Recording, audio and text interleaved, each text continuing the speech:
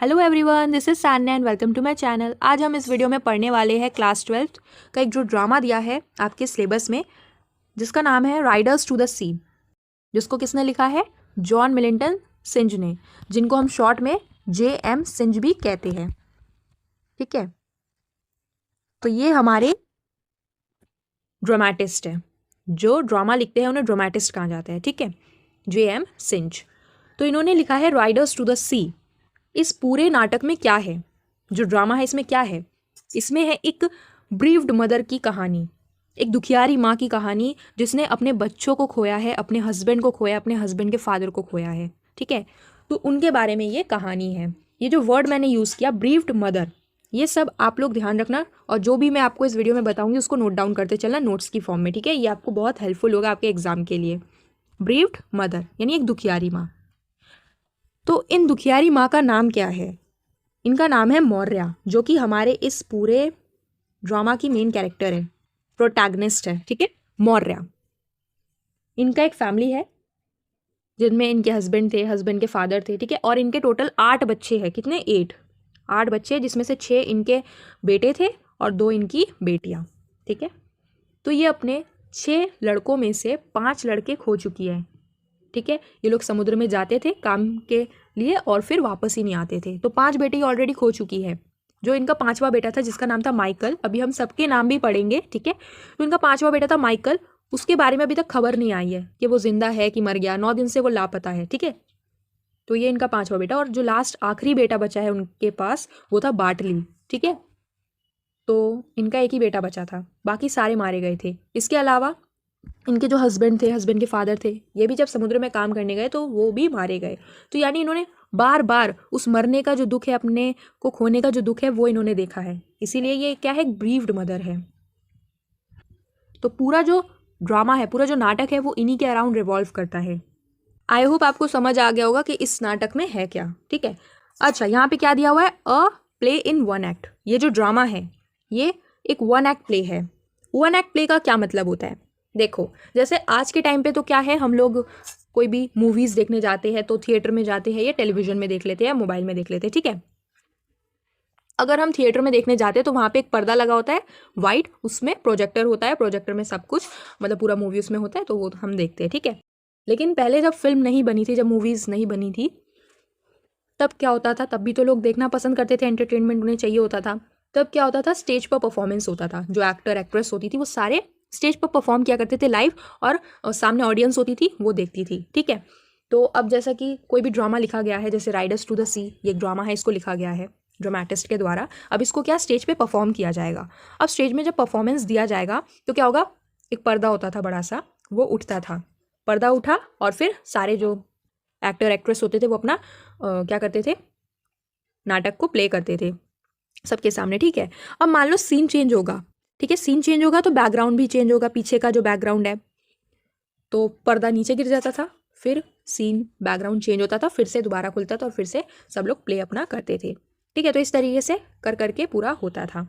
अब क्या है ना, ये लोग कोशिश किया करते थे कि जो ड्रामा है उसको कम से कम सीन में कंप्लीट किया जा सके। ठीक है, अब क्योंकि ये 1 एक्ट प्ले है तो इसमें क्या है भैया? सबसे कम इसमें क्या है? सीन है, सबसे कम सीन, यानी एक ही सीन है इसमें। मतलब कि पर्दा एक बार खुला तो सबने परफॉर्मेंस दिया, पूरा स्टोरी उसी में कंप्लीट होगा, एंड पर्दा गिर जाएगा, पूरा स्टोरी कंप्लीट, कोई सीन चेंज नहीं, कोई बैकग्राउंड चेंज नहीं। ठीक है, तो एक ही सीन में पूरा स्टोरी कंप्लीट कर दिया जाएगा। इसको बोला जाता है 1 एक्ट प्ले, यानी whole incident happens in 1 scenario. एक ही सिनेरियो में पूरा इंसिडेंट कंप्लीट कर दिया जाएगा, एक सीन, फुल स्टोरी कंप्लीट, तो इसे बोलते हैं 1 एक्ट प्ले।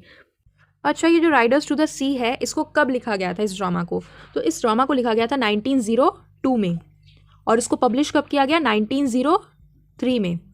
अब जैसा कि ड्रामा लिखा गया है तो उसको परफॉर्म भी तो किया जाएगा ना स्टेज पे। तो सबसे पहले स्टेज पे कब परफॉर्म किया गया था इसे? इसे किया गया था 25 फरवरी 1904 में। ठीक है, कहाँ पे किया गया था? मोलेसवर्थ हॉल, ड्यूब्लिन, जो कि ड्यूब्लिन में है, मोलेसवर्थ हॉल। सो नाउ ये जो राइडर्स टू द सी है, ये कहाँ का प्ले है? ये है आयरिश का प्ले। आयरिश माने आयरलैंड। ठीक है, जो आयरलैंड है वहाँ का ये प्ले है, तो आप लोग ध्यान रखना ये आयरिश प्ले है। हमारे जो ड्रामेटिस्ट है वो भी आयरलैंड से बिलोंग करते हैं। ठीक है, इस ड्रामा में आप देखोगे कि यहाँ पे एक फाइट है, एक जंग है, किसके बीच में? नेचर वर्सेस ह्यूमन के बीच में। अभी मैं आपको मैप में दिखाऊंगी कि ये जो पूरा ड्रामा है तो ये है कहाँ का, ठीक है। तो वहाँ पे आप देखोगे कि उसका नाम है, मैं आपको बता देती हूँ, अरन आइलैंड, ठीक है, जहाँ का ये स्टोरी है, अरन आइलैंड। तो ये अरन आइलैंड कहाँ पे है? जो आयरलैंड है कंट्री, उसके वेस्ट में ये अरन आइलैंड आता है। अरन आइलैंड में भी 3 आइलैंड है, उसमें से जो बीच वाला आइलैंड है जिसका नाम है इनिशमन, तो उस इनिशमन का ये पूरा ड्रामा है, ठीक है।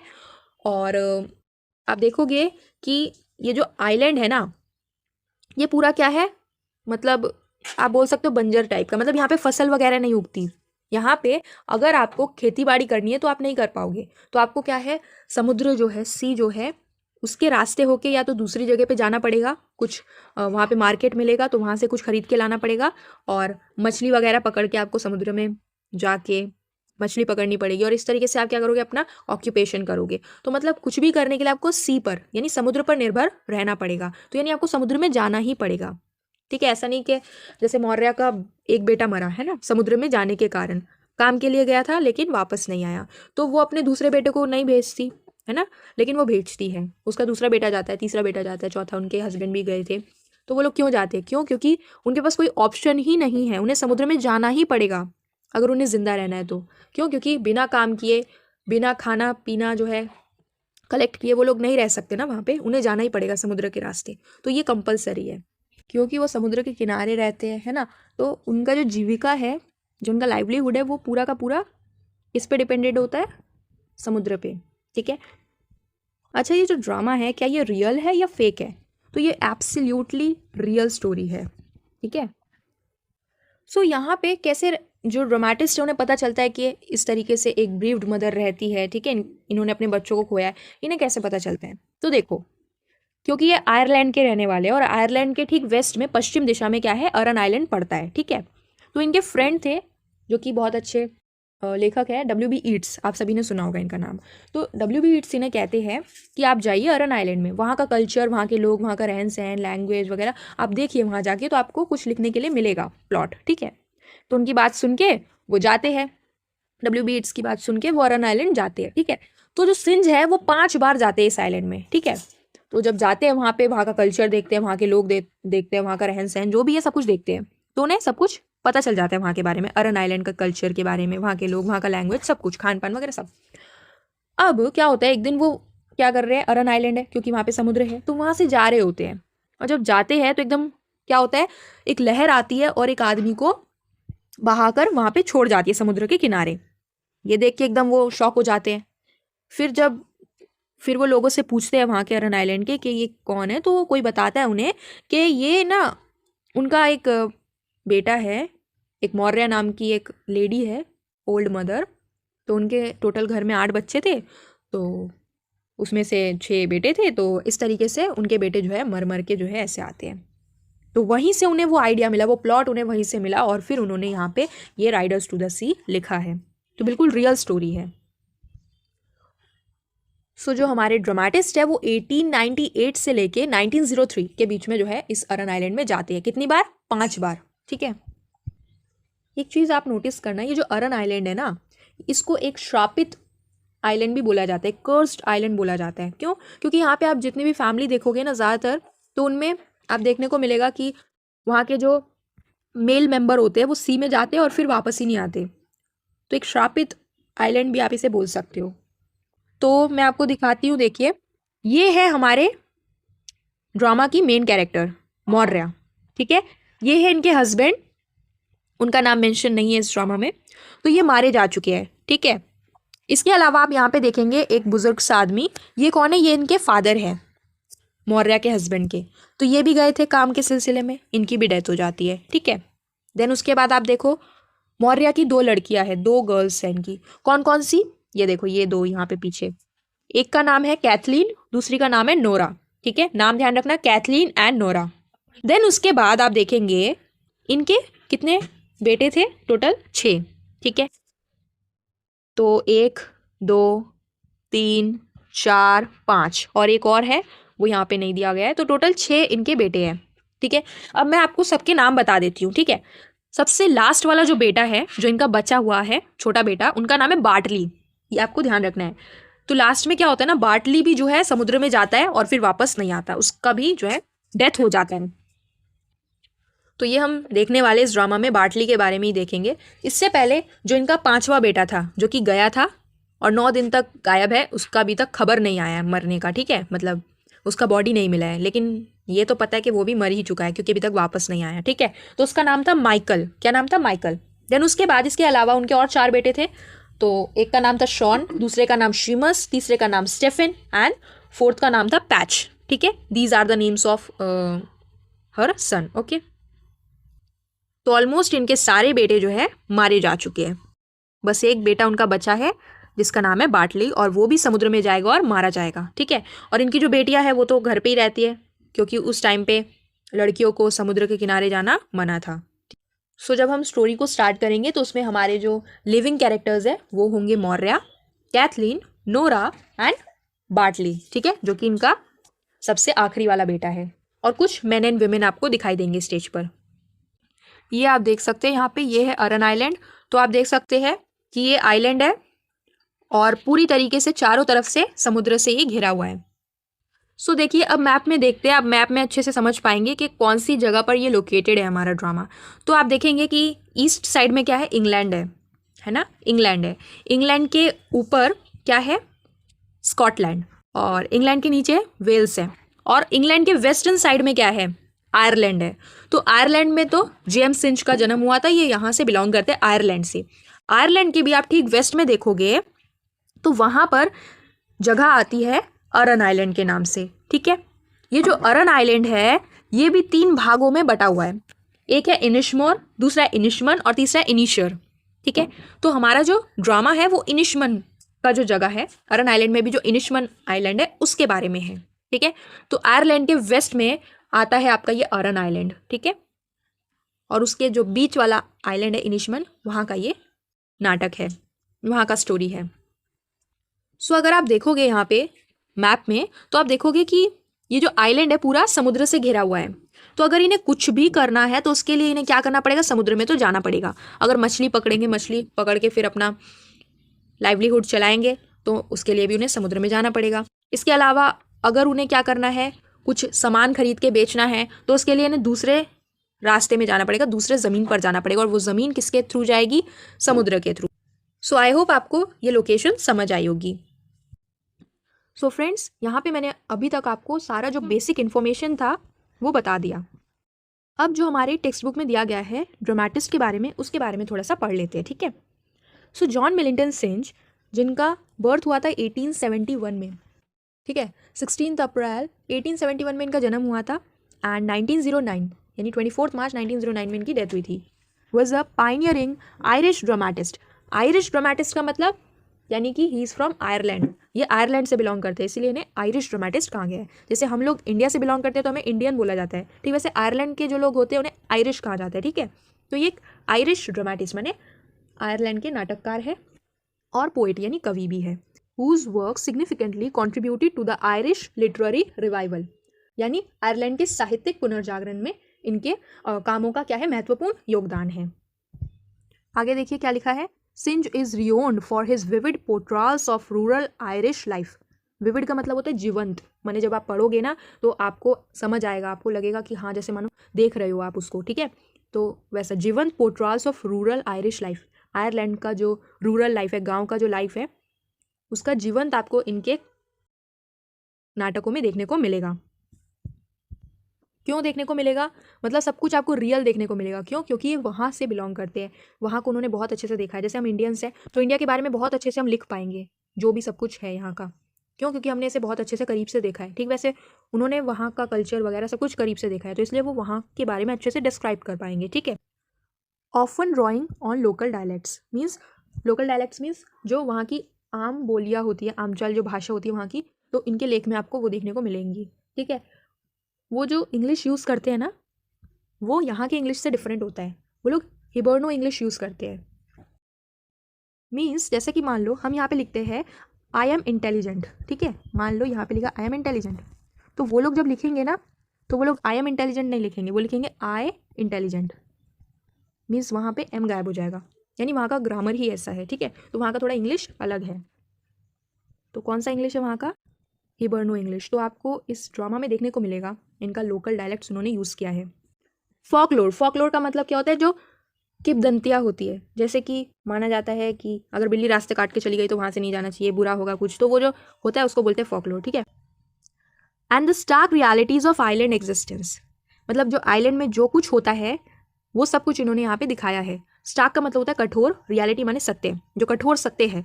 कुछ जो लेखक होते हैं जो लिखते हैं वो लोग क्या करते हैं, सच को छुपा देते हैं, कई बार बताते नहीं है, पर ये सच को नहीं छुपाते, जो सच है वही सीधा अपने लिखते हैं, ठीक है। His plays characterized by lyrical dialogue and a deep empathy for his characters. So यहाँ पे आप देखोगे इनके जो प्लेज होते हैं, इनके जो नाटक होते हैं, उनका एक कैरेक्टरिस्टिक फीचर ये है कि वो लिरिकल डायलॉग होते हैं। जितने भी इन्होंने लिखे हैं ना प्लेज, वो सब लिरिकल डायलॉग में लिखे हैं। लिरिकल डायलॉग मीन्स गा गा कर बोलना, ठीक है। जैसे आप देखोगे जब राइडर्स टू द सी को परफॉर्म किया गया था स्टेज पे, तो वो लोग जो डायलॉग बोल रहे थे तो वो ऐसे नहीं बोल रहे थे नॉर्मल जैसे हम बोल रहे हैं, वो लोग गा गा कर बोल रहे थे, ठीक है। जैसे फॉर एग्जाम्पल आप लोग अपना ड्रामा में ही चले जाओ, वहाँ पे आप देखेंगे नोरा, वेयर इज शी, तो कैथलीन बोलेगी she is lying down God help her, मतलब वो लोग क्या है ना सुरताल मिला के ऐसा करके बोलते हैं, ठीक है। तो ये इनका एक फीचर है इनके लिखने का। देन उसके बाद deep empathy for his characters. आप देखोगे इस ड्रामा में एक प्रीस्ट है जो कि क्या करते हैं, इम्पैथी शो करते हैं मौर्य के प्रति, फिर कैथलीन, नोरा को, ठीक है। सहानुभूति, तो इनके कैरेक्टर्स को सहानुभूति दी जाती है, ठीक है। Explore themes of myth. Myth क्या होता है? मिथ का मतलब होता है हम जो अपने पुराने पुराने कल्चर के बारे में जानते हैं उसी को मिथ कहते हैं, ठीक है। तो इसमें मिथ है, ट्रेडिशन है, माने जो कल्चर को रिप्रेजेंट किया जाता है, and the sometimes tragic interplay between humanity and nature. और कई बार ह्यूमैनिटी वर्सेस नेचर के बीच क्या है, एक जंग है, एक ट्रैजिक है। यहाँ पे ह्यूमैनिटी कौन है? जैसे मौर्य की फैमिली, और नेचर क्या है यहाँ पे? सी, समुद्र। सिंस इनोवेटिव ड्रामेटिक स्टाइल, इनका जो इनोवेटिव, ये जो नयापन है इनके लिखने का तरीका जो है, ड्रामेटिक स्टाइल क्या है इनका? लिरिकल डायलॉग, जो लिरिकल डायलॉग में ही लिखते हैं। She's lying down, but her hurt, and maybe she's able. Which blended naturalism with poetic symbolism. इसमें naturalism है, मीन्स नेचर की रियलिटी यहाँ पे बताई गई है। Then poetic symbolism paved the way for a more authentic representation of Irish cultural identity on the stage. तो stage पर एक ऑथेंटिक रिप्रेजेंटेशन किया है बहुत ही अच्छे से, जो आयरिश कल्चर है, जो आयरलैंड का कल्चर है, उसको बहुत अच्छे से यहाँ पे ये रिप्रेजेंट कर पाए हैं अपने ड्रामा में। So this was all about dramatist. अब हमारे टेक्स्ट बुक में ड्रामा के बारे में भी बताया गया कि ड्रामा के अंदर क्या है। So Riders to the Sea is one of Synge's most celebrated one act play, यानी बहुत ही फेमस वन एक्ट प्ले है सिंच का, Riders to the Sea. Set on a remote Aran Islands backdrop, the play centers on the relentless struggle of an Irish family against the overwhelming force of the सी।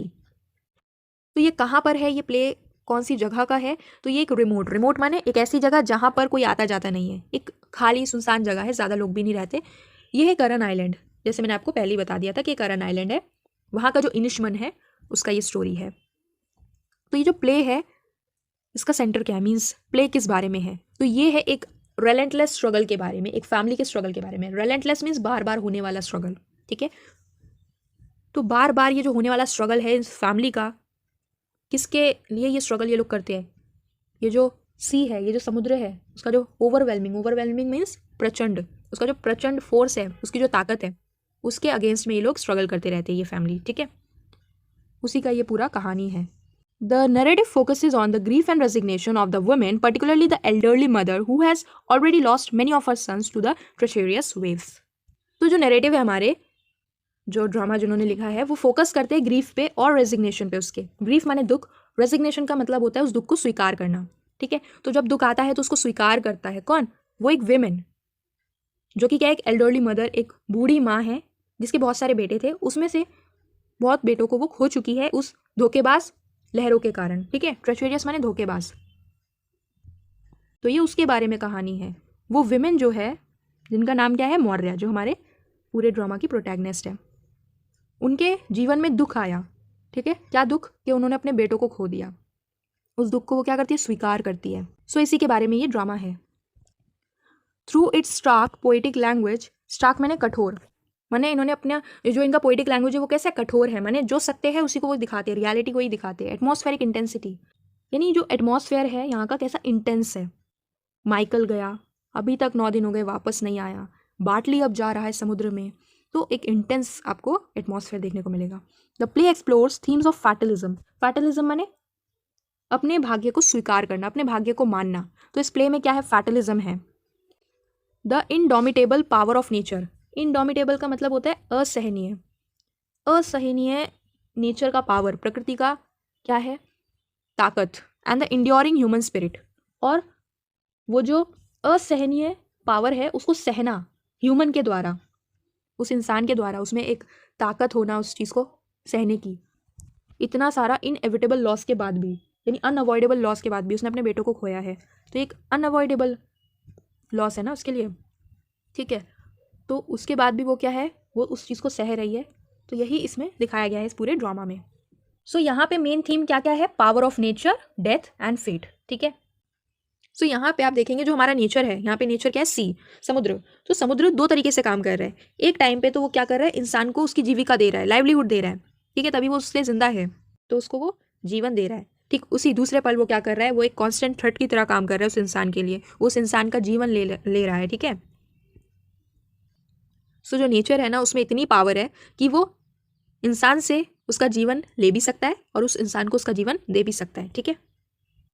सो ये जो drama है वो life और death के बीच के struggle को दिखाता है, ठीक है। जहाँ पे आइलैंड का जो जीवन है, आइलैंड के जो लोग हैं वो अपना जीवन जीने के लिए समुद्र पर निर्भर होते हैं, लेकिन वही समुद्र क्या है, उनकी मृत्यु का कारण भी बनता है, ठीक है। सो आई होप आपको यहाँ तक सब कुछ समझ आया होगा। ये जो प्ले है वो एक सेंसिटिव प्ले है, यानी कि आपको इस पूरे प्ले में खुशी दिखने को नहीं मिलेगी, पूरे प्ले में दुख ही दुख है। लेकिन क्यों हमें फिर क्यों पढ़ना है इस प्ले को, जब इसमें दुख ही दुख है? तो इसे इसलिए पढ़ना है क्योंकि कि लाइफ में दुख आता है तो उसे हमें क्या करना चाहिए, स्वीकार करना चाहिए, ठीक है। उसको किस तरीके से स्वीकार किया जाता है वही इस प्ले में दिखाया गया है। सो यहाँ पे आप देख सकते हैं कौन कौन से पर्सन्स हैं जो कि स्टेज पे परफॉर्म करने वाले हैं। तो मौर्य जो कि एक ओल्ड वुमेन है, बाटली उनका जो आखिरी बेटा है, कैथलीन जो उसकी बेटी है, बड़ी बेटी, और नोरा उसकी छोटी बेटी, ठीक है, younger daughter and Elder daughter, और कुछ मेन एंड विमेन भी है स्टेज पे। नाउ पोयम का सेटिंग क्या है? So an island of the west of Ireland, मैंने आपको बताया था आयरलैंड के वेस्ट में ये आइलैंड है जिसका नाम क्या है, अरन आइलैंड, ठीक है।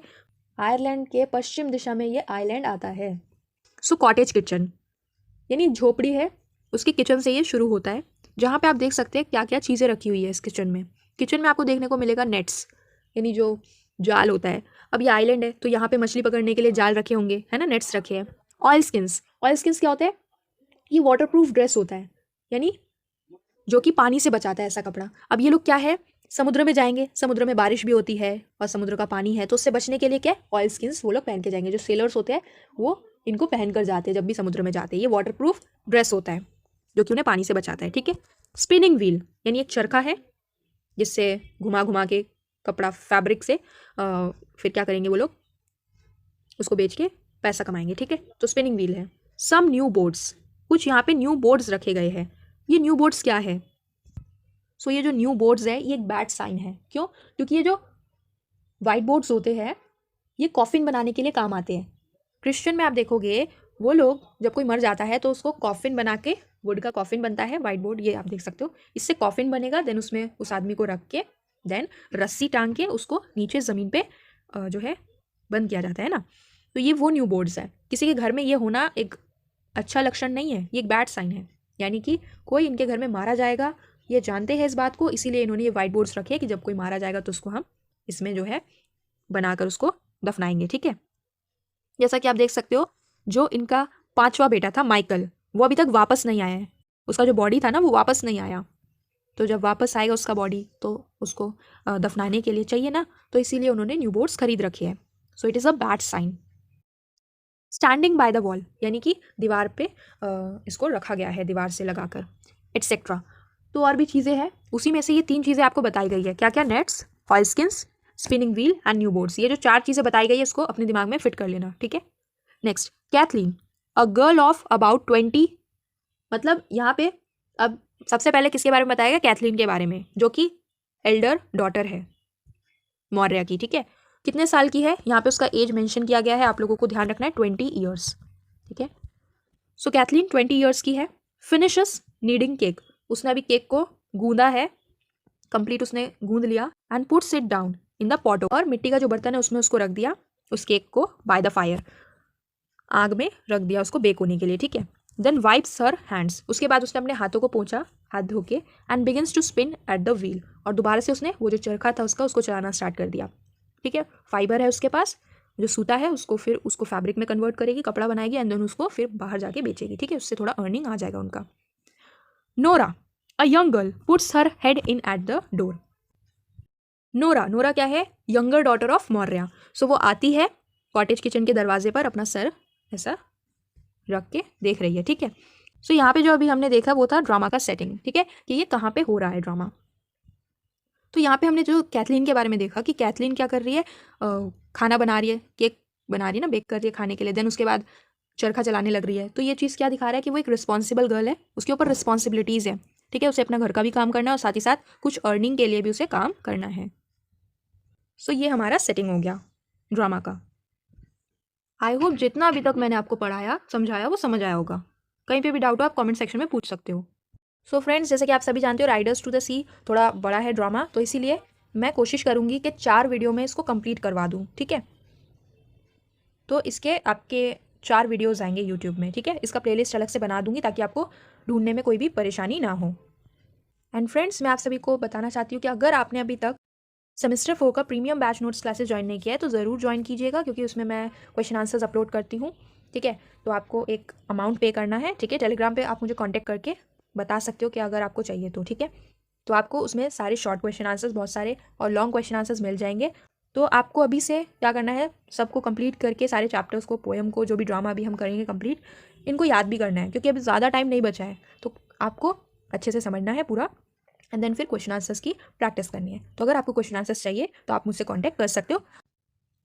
सो फ्रेंड्स, अब हम ड्रामा स्टार्ट करते हैं, ठीक है। यहाँ पे कैरेक्टर्स दिए हुए हैं और ये इनका डायलॉग सामने आपको दिया हुआ है। अच्छा, जो ब्रैकेट में दिया गया है ना, उसको रीड नहीं किया जाता, ठीक है, वो एक्शन है, और ब्रैकेट के बाहर जो है वो डायलॉग, ठीक है। सो ब्रैकेट में जो भी है वो सारे एक्शंस है, बट फिर भी उसको हम पढ़ेंगे कि एक्शंस क्या क्या है, ठीक है। नोरा इन अ लो वॉइस, ब्रैकेट में दिया हुआ है, मीन्स ये एक्शन है, ठीक है। वो धीरे से धीमी आवाज़ में बोलती है, वेयर इज शी कौन है यहाँ पे, मदर, इनकी जो मदर मौर्य है उसके बारे में वो पूछ रही है। नोरा कौन है, यंगर डॉटर ऑफ मौर्य, ठीक है। वो पूछ रही है कि उनकी माँ कहाँ पे है, वेयर इज शी। अब क्योंकि इन्होंने लिरिकल डायलॉग में लिखा है तो ये लोग पता है कैसे बोलेंगे, ये लोग बोलेंगे वेयर इज शी, इस तरीके से। कैथलीन, जो कि एल्डर डॉटर है मौर्य की, वो कहती है she is lying down. She is lying down means वो लेटी हुई है। गॉड हेल्प हर, भगवान उनकी मदद करे। And may be sleeping if she is able, वो कहती है वो लेटी हुई है, भगवान उनकी मदद करे, शायद वो सो रही है, अगर वो सो सके तो। ऐसा वो क्यों कह रही है, शायद वो सो सके तो वो सो रही है, क्योंकि उसने अपने बेटों को खोया है। उसका जो 5वां बेटा था माइकल, वो अभी तक लापता है, उसके खबर नहीं है कोई भी, ठीक है, कि वो जिंदा है कि मर गया, कुछ खबर नहीं है। तो वो कैसे सो सकती है, उसको नींद आएगी क्या, बिल्कुल भी नहीं। तो इसीलिए वो कह रही है कि वो लेटी हुई है और शायद अगर भगवान उन पर कृपा करे तो वो सो रही होंगी, अगर वो सो सके तो। अब ब्रैकेट में दिया हुआ है, देखो, Nora comes in softly and takes a bundle from under her shawl. तो नोरा क्या करती है, धीरे से आती है, धीरे से आकर क्या करती है, अपना एक बंडल निकालती है अपने शॉल के अंदर से। तो उसने शॉल ओढ़ा हुआ था, तो शॉल के अंदर उसने बंडल रखा हुआ था, उसको वो निकालती है धीरे से, ठीक है। अब उस बंडल में क्या है, देखो, उस बंडल में कुछ कपड़े हैं, ठीक है। अब वो कपड़े किसके हैं ये नहीं पता, ये माइकल के भी हो सकते हैं, वो जो उनका भाई खोया हुआ है उसके भी कपड़े हो सकते हैं और किसी और के भी हो सकते हैं। तो ये कपड़े उसे किसने दिए, तो ये कपड़े दिए हैं प्रीस्ट ने, एक पादरी है, उसने उसे ये कपड़े दिए हैं और बोला है कि आप चेक करो कि ये माइकल के है या नहीं। Kathleen spinning the wheel rapidly, तेजी से वो क्या कर रही है, अपने व्हील को चला रही है। What is it you have, अब जैसा मैंने बताया था कि ये हिबर्नो इंग्लिश में लिखा गया है, उनका जो लोकल डायलेक्ट है वहाँ का, उसमें लिखा गया है। तो वो बोलती है कि what is it you have, यानी क्या है तुम्हारे पास। कैथलीन नोरा से बोलती है, Nora the young priest is after bringing them. तो वो कहती है कि जो फादर है चर्च के, उन्हें प्रीस्ट कहा जाता है, तो वो लेकर आए हैं और उन्होंने मुझे ये दिया है। It's a shirt and a plain stocking were got off a drowned man in Donegal. वो कहती है कि इस बंडल के अंदर ना एक शर्ट है और एक प्लेन स्टॉकिंग यानी एक मोज़ा है, ठीक है, जो कि कहाँ का है, किसका है, तो एक ड्रॉन्ड मैन है यानी एक आदमी है जो कि डूब चुका है डोनेगल में, ये उसके है। ऐसा किसने कहा है? प्रीस्ट ने कहा है कि डोनेगल में ये मिला हुआ है, डोनेगल में कोई आदमी डूब गया था तो ये उसके मिले हैं। ये डोनेगल कहाँ पे है? ये नॉर्थ में है, नॉर्थ साइड में, ठीक है। ब्रैकेट में देखो क्या दिया हुआ है, कैथलीन स्टॉप्स हर व्हील। कैथलीन ने जैसे ही सुना उसने अपना रोक दिया चरखा चलाना विद अ सडन मूवमेंट, एकदम से, and leans out to listen, और वो सुनने के लिए क्या है, खड़ी हो गई कि क्या बात है। Nora, we were to find out if it's Michael's they are, some time herself will be down looking by the sea. Herself यहाँ पे किसे बोला गया? मौर्य के लिए, ठीक है, हर सेल्फ मौर्य के लिए बोला गया है। सो वो कहती है नोरा कि हमें पता लगाना होगा, हमें फाइंड आउट करना पड़ेगा कि ये माइकल के है या नहीं, ठीक है। और अभी जो मौर्य है यानी उनकी माँ है वो अभी कुछ देर बाद क्या है, समुद्र में जाएगी देखने के लिए कि उसका जो माइकल है उसका लाश जो है समुद्र के किनारे आया या नहीं आया, ठीक है। तो वो जाएगी, तो उससे पहले हमें क्या है, इसको देखना पड़ेगा, निकालना पड़ेगा, फाइंड आउट करना पड़ेगा कि ये माइकल के है या नहीं कपड़े। सो नोरा को किसने दिए ये कपड़े? ये जो बंडल था कपड़ों का ये दिया प्रीस्ट ने। और प्रीस्ट को किसने दिया? फिशरमैन ने। फिशरमैन जो थे वो लोग तो सी में जाते हैं, समुद्र में, तो नॉर्थ साइड में वो थे, गए थे आपका डोनेगल की तरफ। तो डोनेगल में जब वो आदमी ड्रॉन्ड मैन मिला, डूबा हुआ आदमी, तो उसका फिर वो मर गया था, तो उसको फिर क्या किया उन्होंने, अच्छे से उसको कॉफिन वगैरह बना के उसको वहाँ पे कर दिया, ठीक है। देन उसके बाद उसके जो कपड़े थे उसको एक बंडल बना के फिर जो वो लोग आए वहाँ पे तो प्रीस्ट को दे दिया कि किसके है, फाइंड आउट करने के लिए। अब प्रीस्ट को तो पता था कि माइकल गायब है बड़े दिनों से, ठीक है, तो इसीलिए उन्होंने क्या किया, नोरा को चेक करने के लिए दे दिया कि आप फाइंड आउट करो कि ये माइकल के है या नहीं, ठीक है। अब वो लोग तो नहीं जानते ना ये कौन आदमी है, जो फिशरमैन थे जिनको मिला था ये आदमी, उन्हें थोड़ी ना पता, इसीलिए उन्होंने क्या किया, वो मरा हुआ था, अब उसको वापस थोड़ी ना लेके आएंगे, इसलिए उन्होंने वहीं पर उसको जो है जगह पर कॉफिन वगैरह बना के वहीं पे कर दिया, ठीक है। एंड फिर वो उसका जो कपड़ा था वो वापस ले आए। Cathleen, how would they be Michael's Nora. Nora से वो कहती है कि ये माइकल के कैसे हो सकते हैं Nora. How would he go the length of that way to the far north. तो यहाँ से हमें पता चलता है कि डोनेगल कहाँ पे था, नॉर्थ साइड में। वो कहती है वो इतना दूर कैसे जा सकता है नॉर्थ में, ये माइकल के कैसे हो सकते हैं, क्योंकि इतना दूर वो कैसे जाएगा। Nora, the young priest says he is known the like of it. If it's Michael, they are, says he. You can tell herself. He's got a clean burial. तो नोरा कहती है कि ये जो यंग प्रीस्ट थे, जो पादरी थे, उन्होंने मुझसे कहा कि ये कपड़े ना माइकल जैसे ही लग रहे हैं, ये कपड़े माइकल के ही हो सकते हैं, और अगर ये माइकल के हुए तो तुम मौर्य को इस बारे में बता देना कि उसे एक क्लीन ब्यूरियल मिल चुका है, ठीक है, bye the grace of God. यहाँ पे सहानुभूति दिखाई गई है प्रीस्ट के द्वारा कि उसे एक क्लीन ब्यूरियल मिल गया है भगवान की कृपा से, ठीक है, यानी उसे कब्र मिल गई है, ठीक है। And if they are not his, और अगर मान लो ये कपड़े माइकल के नहीं हुए तो लेट नो वन से a word about them for she will be getting her death, से ही विथ क्राइंग एंड लेमेंटिंग। तो वो कहती है कि तो प्रीस्ट ने बताया कि अगर ये कपड़े माइकल के नहीं हुए, तुम लोगों को दिया है चेक करने के लिए, ठीक है, चेक करो, देखो किसके कपड़े हैं, अगर ये माइकल के नहीं हुए तो एक भी शब्द इस बारे में मत कहना तुम्हारी माँ को, क्योंकि अगर तुम लोग कहोगे तो वो जो है इतना ज़्यादा रोएगी, इतना ज़्यादा लेमेंट करेगी, इतना ज़्यादा विलाप करेगी कि वो मतलब इतना ज़्यादा करेगी कि मर जाएगी। तो मतलब कुछ भी मत बोलना, ठीक है। वो ऐसा इसलिए करेगी क्योंकि मतलब उसका बेटा मर गया है लेकिन उसकी खबर नहीं आई है, ठीक है, उसको एक क्लीन ब्यूरियल कब्र नहीं मिलेगा, तो इस बारे में वो सोच सोच के रो के मर जाएगी, ठीक है, इसलिए कुछ भी मत बोलना। लेकिन अगर ये कपड़े माइकल के हुए तो फिर तुम उसे बता देना कि उसे भगवान की कृपा से उसके बेटे को, माइकल को जो है एक कब्र मिल चुकी है, ठीक है। ओके, आई होप आपको यहाँ तक समझ आया होगा। सो यहाँ पे कॉन्वर्सेशन चल रही है नोरा एंड कैथलीन के बीच में, ठीक है। नोरा बता रही है कि प्रीस्ट ने उसे क्या क्या बताया।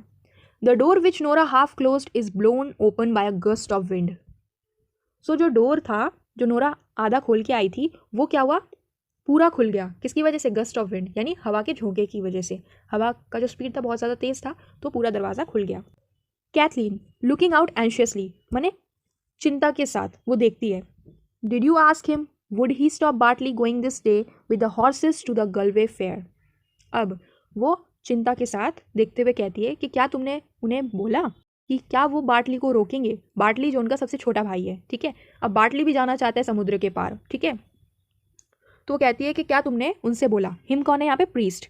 तो क्या तुमने प्रीस्ट से बोला कि क्या वो बाटली को रोक देंगे उस गलवे फेयर में जाने से। गलवे फेयर जो था, एक मेला लगा था, उस गलवे एक जगह है, वहाँ पे एक मेला लगा था, मार्केट लगता है, वहाँ पे जो है सारी चीज़ें बेची जाती है, खरीदी जाती है। तो वहाँ पे हॉर्सेस जो है उनका भी सेलिंग होता है। तो वो जो बाटली है ना, वो अपने घोड़ों को बेचने वहाँ पे जाना चाहता है, ठीक है, उस फेयर में, उस गलवे फेयर में। तो क्या तुमने उनसे बात की कि क्या वो उसे रोकेंगे बाटली को जाने से वहाँ पे। वो ऐसा क्यों बोलती है, क्योंकि उसके सारे भाई जा चुके हैं, है ना, मर चुके हैं वहाँ पे जाने से समुद्र के पार। तो अब बाटली भी वहाँ पे जाना चाहता है, तो इसीलिए वो रोकने के लिए कहती है। Nora, I won't stop him says he, but let you not be afraid. herself does be saying prayers half through the night, and the Almighty God won't leave her destitute, says he, with no son living. So वो कहती है, Nora कहती है कि उन्होंने मुझसे कहा है कि मैं उन्हें नहीं रोकूंगा, बाटली को नहीं रोकूंगा, आई वोंट स्टॉप हिम। और तुम घबराओ मत, अफ्रेड माने डरो मत तुम। हर सेल्फ माने मौर्या, जो तुम्हारी माँ है वो हर रात को, आधी रात को जाग जाग के वो क्या करती है, प्रे करती है, ठीक है, वो प्रार्थना करती है भगवान से। और भगवान ना कभी भी किसी को भी उसको डेस्टिट्यूट नहीं छोड़ते। डेस्टिट्यूट माने विदाउट मनी, फूड और शेल्टर, माने अकेला नहीं छोड़ते, ठीक है। तो उनका एक बेटा बचा है, तो ऐसा वो नहीं करेंगे कि उनका वो एक बेटा जो बचा है उसको भी वो लोग छीन लेंगे मौर्या से, ठीक है। तो भगवान ऐसा नहीं करेंगे, तो तुम डरो मत। सो उनके घर में उनका एक ही बेटा बचा था, जो कि अब क्या करता, वो पैसा कमा के लाता, ठीक है, तभी उनका खाना रहना हो पाता घर में, क्योंकि वही तो कमाता था, ये बेटे ही तो कमाते हैं ना। और उनकी जो बेटियां थी थोड़ा बहुत घर का काम करके कमाती थी। तो अब अगर बाटली भी चला जाएगा इस दुनिया से, तो उसकी माँ के पास सहारा कौन रहेगा, उसका कोई भी नहीं, है ना। इसीलिए वो कह रहे हैं प्रीस्ट कि भगवान जो है वो ऐसा कभी भी नहीं करेंगे कि उनसे उनका वो आखिरी बेटा भी छीन लेंगे, ठीक है। Cathleen, is the sea bad by the white rocks, Nora. अब कैथलीन नोरा से पूछती है कि क्या जो समुद्र का मौसम है वो ख़राब है।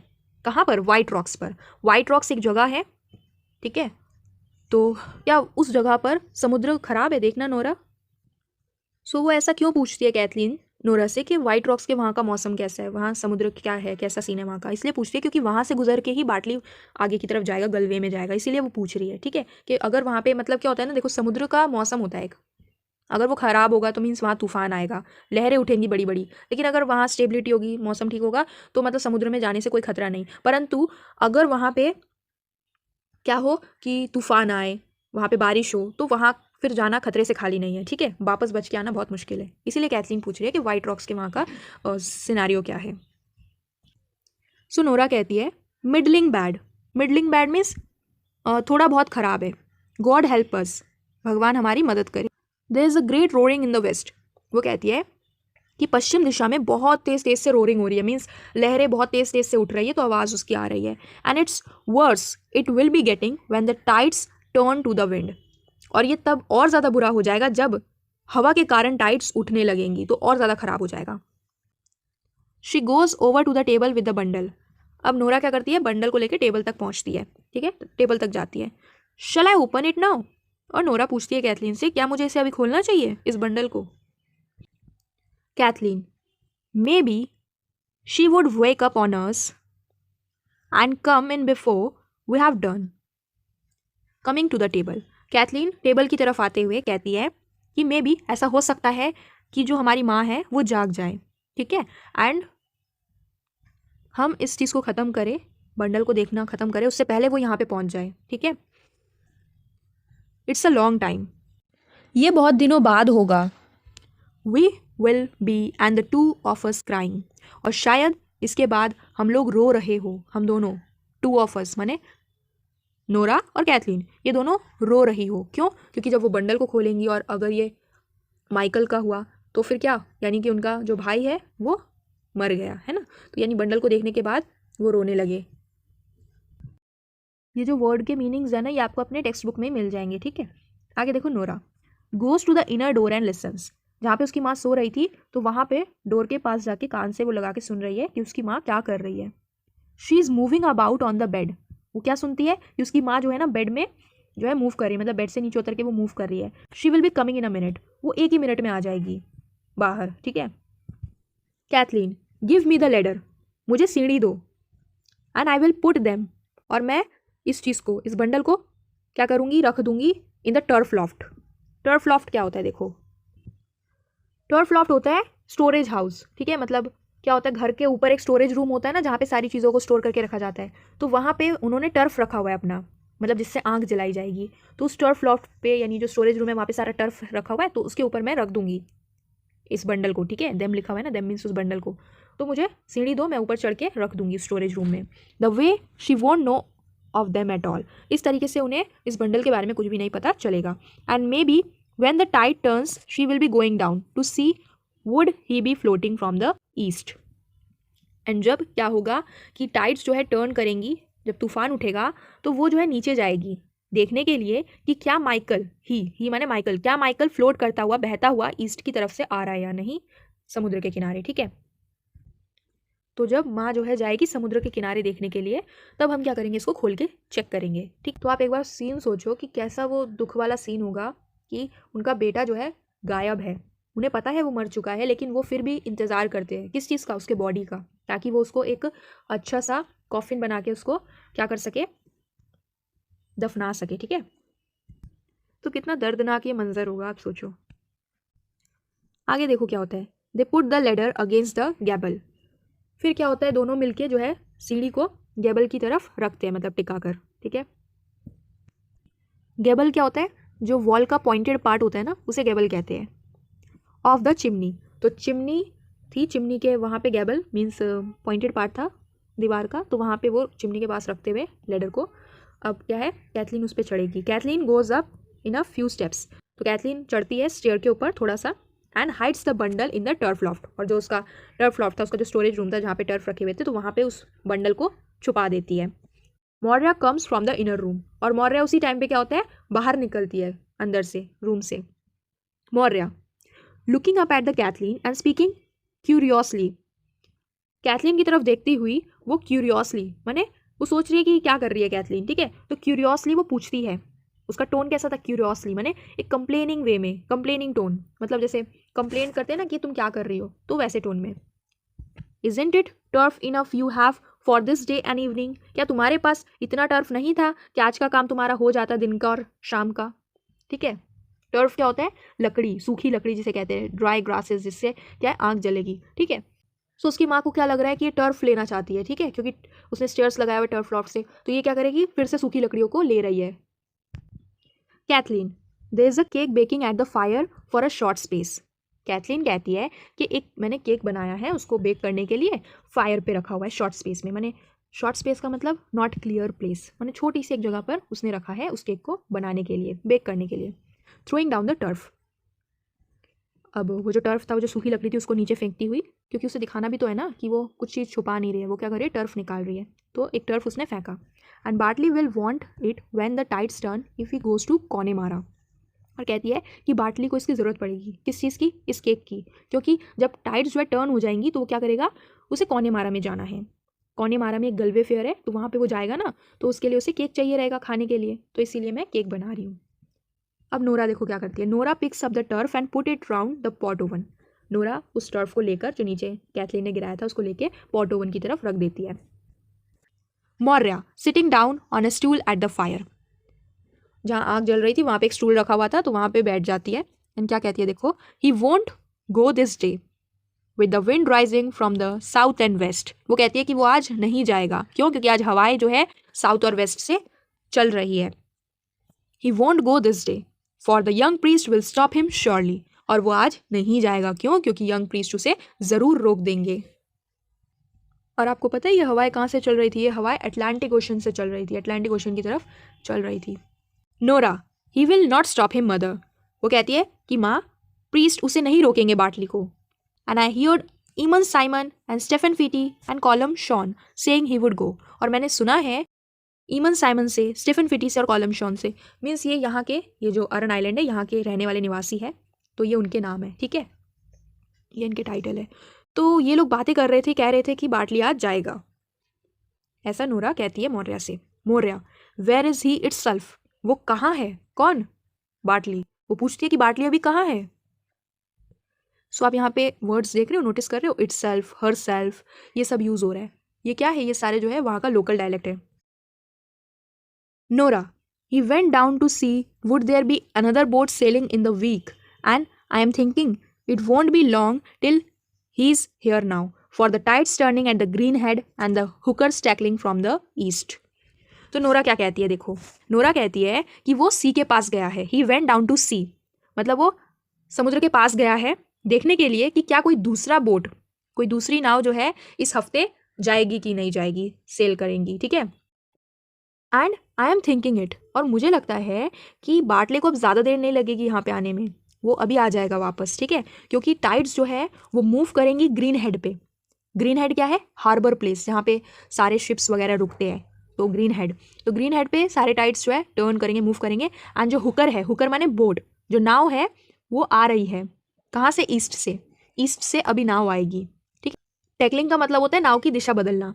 अब क्योंकि ग्रीन हेड पे क्या है, टाइड्स मूव कर रही है, तो जो हुकर है, जो बोट है ना, वो अपनी दिशा बदल के ईस्ट से आएगी, ठीक है। तो जब आएंगी नाव तो क्या होगा कि बाटली जो है जल्दी से यहाँ पे आएगा, अपना सामान लेगा और उस बोट में बैठ के जाने के लिए चला जाएगा। तो इसीलिए अभी वो समुद्र किनारे गया है देखने के लिए कि कोई बोट आ रही है या नहीं इस वीक में। आज ही आएगी तो आज ही चला जाएगा, और कब आएगी उसके बारे में वो जानने के लिए गया है। Kathleen, I hear someone passing in the big stones, big stones जगह का नाम है। कैथलीन कहती है मुझे सुनने की आवाज़ आ रही है कि कोई ना बिग स्टोन से आ रहा है, पास होता हुआ, पास में ही है उनका बिग स्टोन, तो जब कोई आता है तो सुनाई देती है आवाज़। नोरा, लुकिंग आउट, बाहर देखती हुई, he is coming now and he is in a hurry, वो कहती है कि वो आ रहा है, कौन, बाटली, और वो जल्दी में है। अब देखो बाटली आता है, comes in and looks round the room, आता है और घर में चारों तरफ देखता है, स्पीकिंग सैडली एंड क्वाइटली, दुखी मन से और शांति से धीरे से बोलता है, where is the bit of new rope Kathleen was brought in Connemara. Kathleen से कहता है कि वो टुकड़ा कहाँ है रस्सी का, जो कि कहाँ से लाया था, कॉनेमारा से लाया था मैं, ठीक है, तो वो कहाँ है। ध्यान रखना, वो जो न्यू रोप जिसकी वो बात कर रहा है, जो उसे चाहिए रस्सी, वो कहाँ से लाया था, वो कॉनेमारा से लाया था, ठीक है। कैथलीन कमिंग डाउन, उसकी तरफ आते हुए, give it to him Nora, it's on a nail by the white boards, I hung it up this morning for the pig with the black feet was eating it. वो कहती है Nora तुम उसे वो रस्सी दे दो जो कि कहाँ पे टंगी हुई है, वाइट बोर्ड्स के नेल पर, यानी कि जो कील है उस पर टांग रखी है मैंने, आज मैंने सुबह ही उसे टांगा था, तो उसे वो तुम दे दो, क्योंकि मैंने सुबह इसलिए उसको टांगा था वहाँ पर, क्योंकि जो एक ब्लैक फीट वाला पिग था ना, जिसके काले काले पैर है, वो पिग उसको खा रहा था उस रस्सी को, इसलिए मैंने उसे वहाँ पे टांग दिया था। Nora giving him a rope, is that it बाटली, नोरा उसे रस्सी देते हुए कहती है क्या तुम्हें यही चाहिए बाटले। मौर्य, उसकी माँ देखो क्या कहती है, you would do right to leave that rope Bartley hanging by the boards. वो मौर्य कहती है कि तुम्हारे लिए अच्छा यही होगा बाटली कि तुम उस रोप को वहीं पे रख दो जहाँ पे ये था, उसको वहीं पे टंगा के रख दो। बाटली टेक्स द रोप, बाटली वो रोप ले लेता है, वो रस्सी ले लेता है। It will be wanting in this place, I am telling you, if Michael is washed up tomorrow morning और द नेक्स्ट मॉर्निंग और any morning in the week, for it's a deep grave we will make him by the grace of God. Maurya कहती है कि तुम इसे वहीं पे रख दो, ठीक है, क्योंकि इसे इसकी ज़रूरत है। क्यों, क्योंकि मैं ऐसा इसलिए कह रही हूँ क्योंकि माइकल जो है, ऐसा हो सकता है कि कल वो जो है सुबह जो है मॉर्निंग में बह के आ जाए, या ऐसा हो सकता है कि परसों मॉर्निंग में सुबह बह के आ जाए, या फिर इस हफ्ते के किसी भी सुबह वो बहकर आ जाए। तो हम जब वो बहकर आएगा तो उसके लिए एक गहरा ग्रेव बनवाएंगे, कब्र बनवाएंगे उसके लिए भगवान की कृपा से, ठीक है। तो जितना बड़ा रस्सी होगा उतना ज़्यादा डीप ग्रेव बनेगा, और जितना डीप ग्रेव बनता है उतना अच्छा माना जाता है, ठीक है। तो ये रस्सी तुम वहीं पे रख दो, ये उस काम में आएगी, ठीक है। सो फ्रेंड्स, यहाँ तक जो मैंने आपको बताया, आई होप आपको समझ आया होगा। मैंने 2 पेजेस कंप्लीट कर दिए हैं। अब नेक्स्ट वीडियो में हम क्या करेंगे, आगे का स्टार्ट करेंगे, ठीक है। पूरे वीडियो में जो है पूरा ड्रामा समझाना इम्पॉसिबल है, क्योंकि इतना बड़ा वीडियो नहीं बन सकता, ठीक है। तो हम नेक्स्ट वीडियो में नेक्स्ट पढ़ेंगे, ठीक है। तो यहाँ तक आप लोग मार्क करके रख लेना। मैंने जो भी आपको समझाया अभी तक, जो भी मीनिंग्स बताई, उसको आप लिख सकते हो नोट्स बनाते हुए चलना, ठीक है। सो फ्रेंड्स, इसी के साथ मिलते हैं नेक्स्ट वीडियो में, तब तक के लिए till then take care and bye bye.